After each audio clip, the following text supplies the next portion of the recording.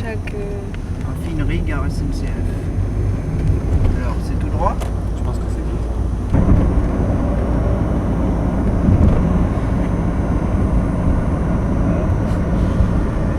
Raffinerie de Donge. À gauche, raffinerie de Donge à gauche et l'entrée principale. Raffinerie entrée sud. Ah!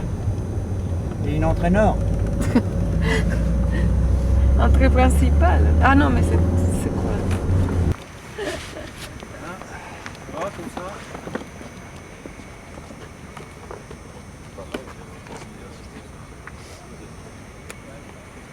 C'est toi qui as l'enveloppe, Virginia? Tu vas la remettre solennellement?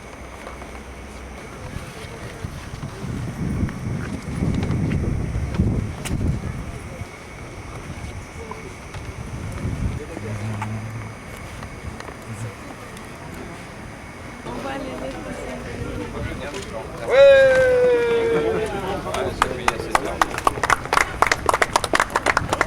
Donc tu as l'enveloppe.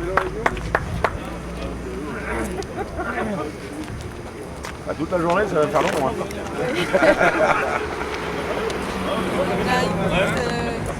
Alors on va demander à... Voilà Julien. À Julien ou à Christophe? Bah Julien.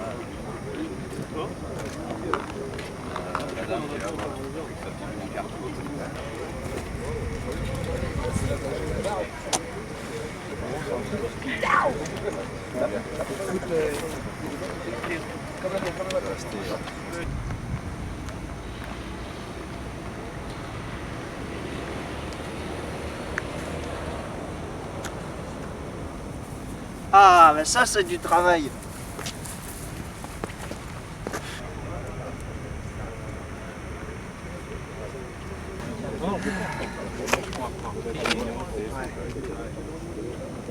Les universitaires apportent leur modeste contribution à la lutte des travailleurs du pétrole. Et il faut remarquer que peu d'universitaires seraient prêts à faire grève aussi longtemps. On les soutient de manière totale. C'est quelle université? C'est l'université de Nantes. Et là on est où? Nous sommes à Donge. Et il fait beau. Ah rien.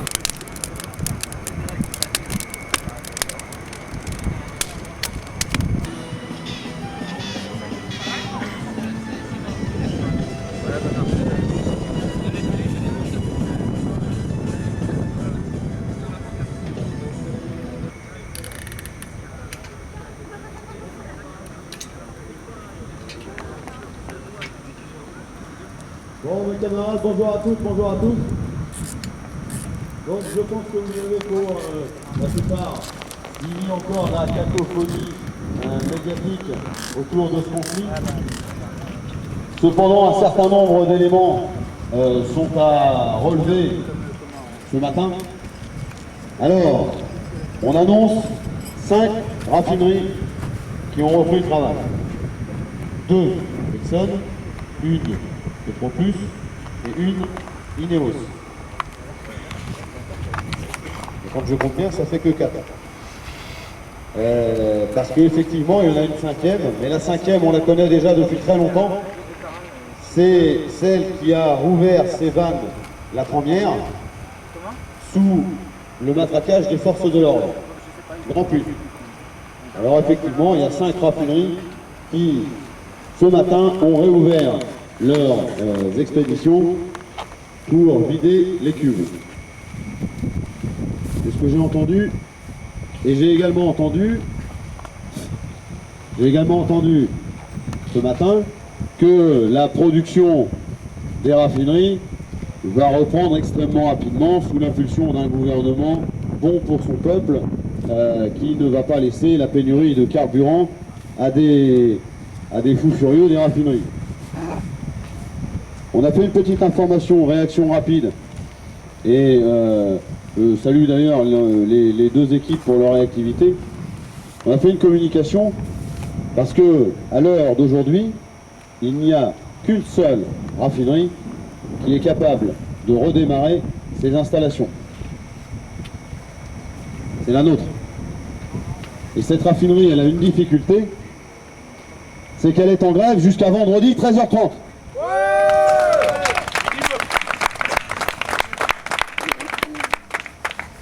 Sans présager de ce qui se passera à l'AG de vendredi, pour le moment, ils ont été contraints. Alors la réaction a été rapide, vous l'avez pas entendu une seule fois dans les médias, et pourtant on l'a passé partout au national.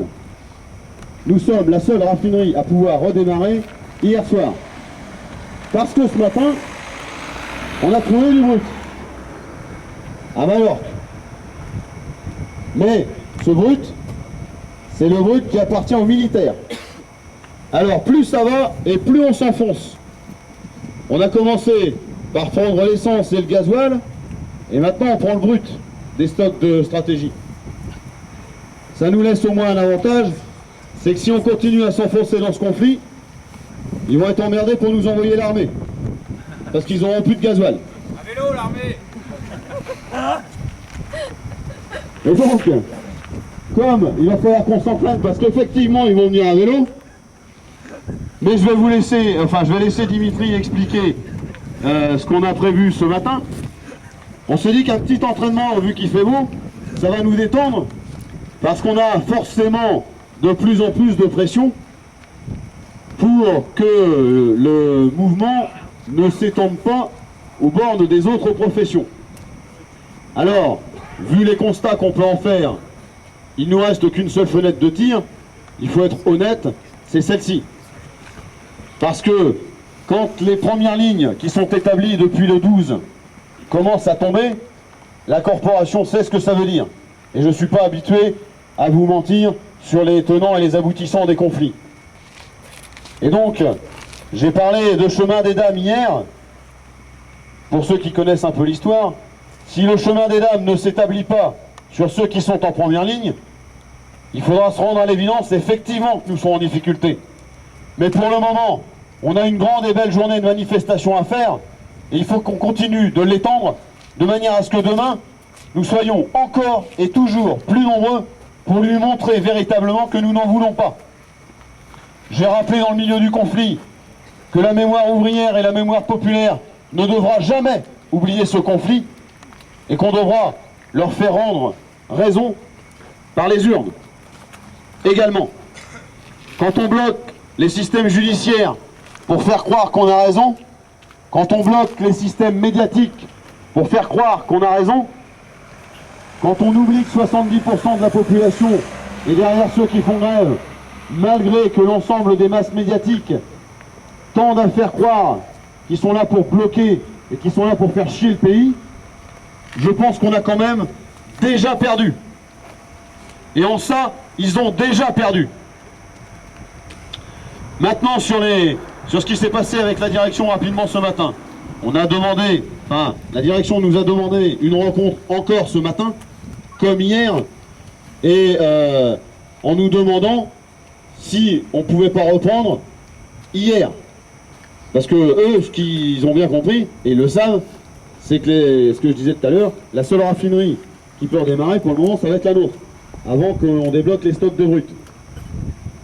Donc, il faudra également être extrêmement nombreux aux 2 rendez-vous, manifestation et à l'AG de vendredi, comme, pas besoin de le préciser, parce que je pense qu'il y aura du monde, comme on l'a été tout au long des AG sur ce conflit. Avec des réquisitions à 6 h du matin, alors que les gars étaient sur le piquet de grève, avec la gendarmerie qui tambourine à la porte, qui réveille la femme et qui réveille les enfants en pyjama, pour leur signifier que si le mari ne vient pas au travail, il ira en prison. Tout ça, forcément, ça leur a fait mal, copains de la SFDM. Donc hier, ils se sont positionnés pour la reprise du travail. Et je vais y revenir tout à l'heure, on va aller faire un petit coucou et un petit soutien à ces gars-là. En ce qui concerne les actions qui sont prévues, donc aujourd'hui, je vais y revenir, demain et vendredi. On va pas tout vous dévoiler, parce que comme à l'habitude, on essaye de pas tout dire trop tôt, sinon on va se faire avoir. Quoique le coup du bateau le dimanche, ça a bien marché quand même. Les CRS sont venus après la bataille. Donc pour cet après-midi, maintenant, On va faire 3 groupes. Vous avez vu qu'il y a des vélos, donc on va faire du sport. Le gouvernement dit qu'on est essoufflé, c'est pas vrai, puisqu'on organise encore des actions. Après le coup de vélo, on sera peut-être essoufflé, mais c'est pas grave, on aura de quoi récupérer. Donc on va faire 3 groupes en vélo. Il y a un groupe qui va partir en vélo. On fait vite.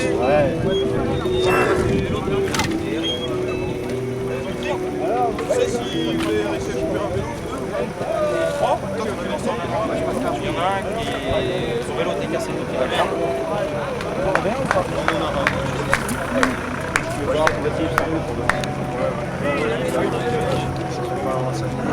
Personne chez nous qui ne serait pas à faire de la bicyclette, ça c'est sûr.